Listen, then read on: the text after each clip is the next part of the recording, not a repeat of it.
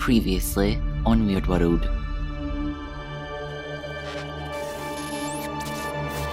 911, what's the nature of your emergency? Did you know that in your lifetime you will walk past at least 16 murderers and never know it?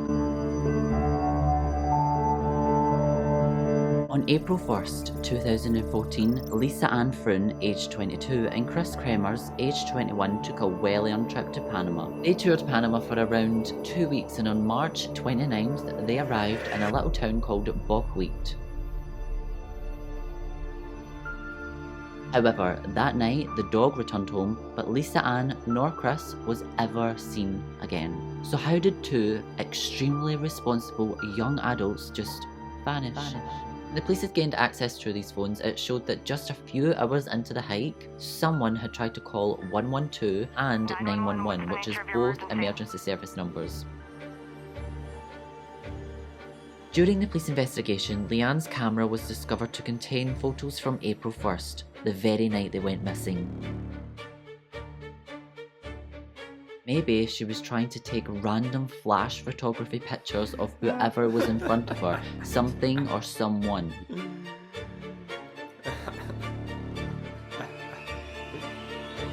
In 2017, new evidence was uncovered, and it was enough for the police to conclude that on the few nights the girls were out in the jungle, someone else was with them, watching them, and possibly hunting them down. And to this day, that person is still uncalled for. The unsolved mystery of the missing Dutch students, now live on my channel. Hey everybody, and welcome back to my channel, and welcome if you're new. My name is Declan, and thank you so much for joining me for tonight's video. If you enjoyed that trailer, then be sure to check out my Weird World playlist here on my YouTube channel. I have covered so many interesting cases, and I'm sure there's lots for you to enjoy. But anyway, let's go ahead and get into today's video. Did you know that there is at least a 10-second delay between every single phone call? 10 seconds is a lot of unaccounted time, especially when you go missing. This is Weird World, and this is the unsolved kidnapping of Angela Hammond.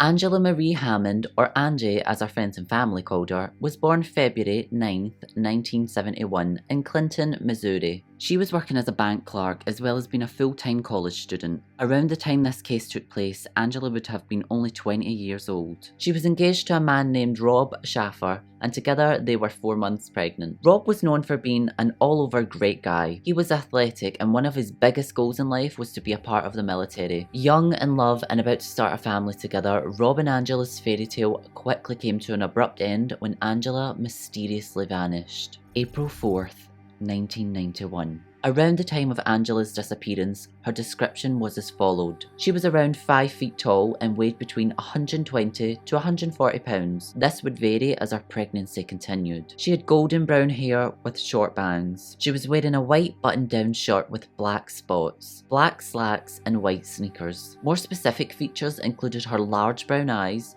perfect white teeth, and distinctive scar above her upper lip. This case is extremely vague when it comes to details because nobody truly knows what happened that night. But the only way to figure out as many things as we can is to go all the way back to the beginning. So let's go back to the very night that it took place. Angela is at a telephone booth in a parking lot outside the Food Barn shop in the centre of town, which is located between Jefferson Street and 2nd Street. It's dark and close to being deserted, except from maybe 1 or 2 people that's away in the distance. She's paid for a phone call with her partner Rob, and on that phone call she's asking Rob if it would be okay if they could just cancel their plans for that night and instead she could go home and just take a bath. 10-second delay. Rob was about to respond when Angela looked behind her and said a suspicious looking guy had just pulled into the parking lot she was at in an old beat up truck. Pickup truck that keeps circling around the block. Do you recognize the truck? No. He's probably not from around here. And she described him to be, and I quote, a filthy bearded man. 10-second delay. She said he's just parked the truck near the booth that she's in and he's getting out with a flashlight. I think he's lost something and he must be looking for it. 10-second delay. Rob can hear Angela through the phone asking the guy if he needed any help and if he needed to use the phone that she was on. 10-second delay. Rob could also hear the guy reply by saying, "Oh, it's okay, I'll try again in a few minutes, you just continue with your phone call." 10-second delay. Then, on the other end of the phone, Rob hears that Angela let out a harrowing scream, and then the line goes dead. 10-second delay, which means by the time Rob heard Angela scream, she was gone. And that's when I heard her scream on the phone.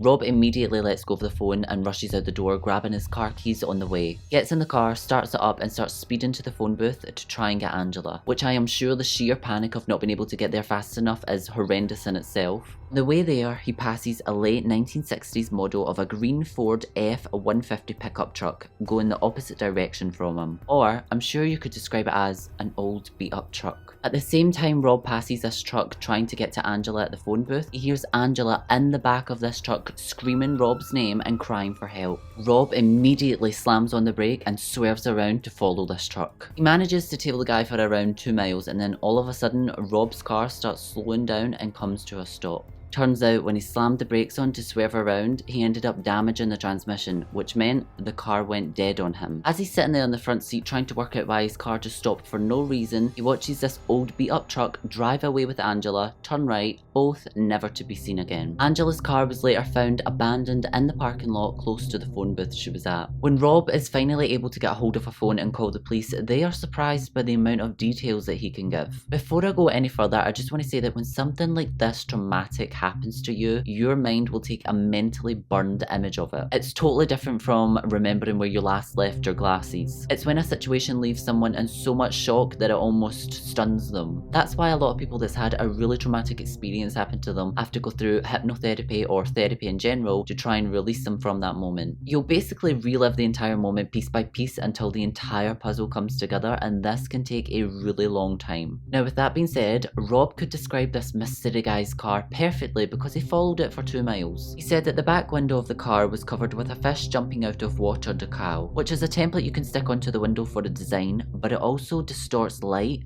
and vision, similar to a bathroom window. He went on to further describe the car, saying that it had damage to the left fender. He also said that he got a vague glimpse of the guy before he zoomed past him, before he could even realise what was going on. All he could really catch was that the guy was wearing a white t-shirt, maybe? It wasn't something he was sure on because it was all still very raw and a lot to process. In the next few days, an extensive search began and the hunt for Angela was on. The police checked hundreds of trucks matching the description that Rob gave them, but none of them could be identified as belonging to the mystery man Rob was describing. And this quickly led the investigators to start questioning Rob's story. They poked holes everywhere in Rob's story that they possibly could, but one thing that they really latched onto was that the only person that could back up Rob's story was Rob. He could have made the whole thing up and be completely responsible for getting rid of Angela himself. Because of all of this doubt, Rob had to endure a polygraph examination, and to everybody's shock, it came back that he was telling the truth.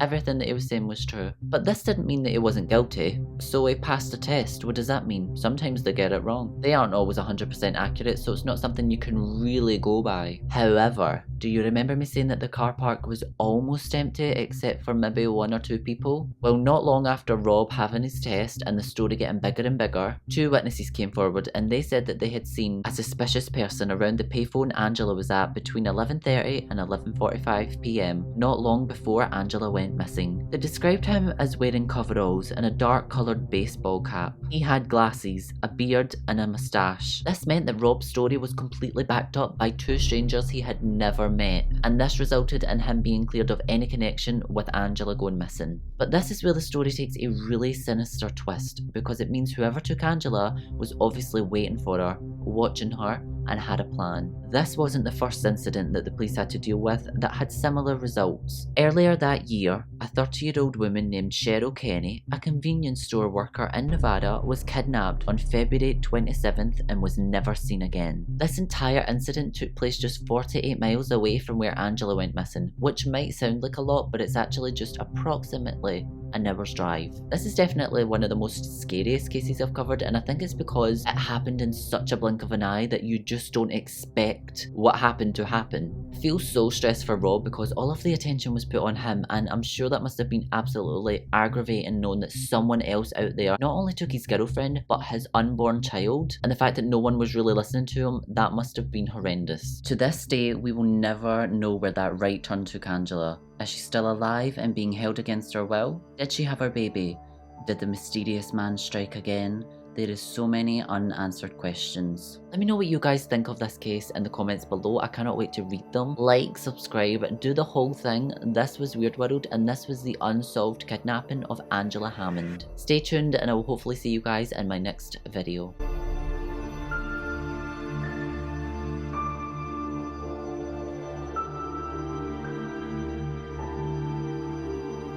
Do you recognize the truck? No. He's probably not from around here.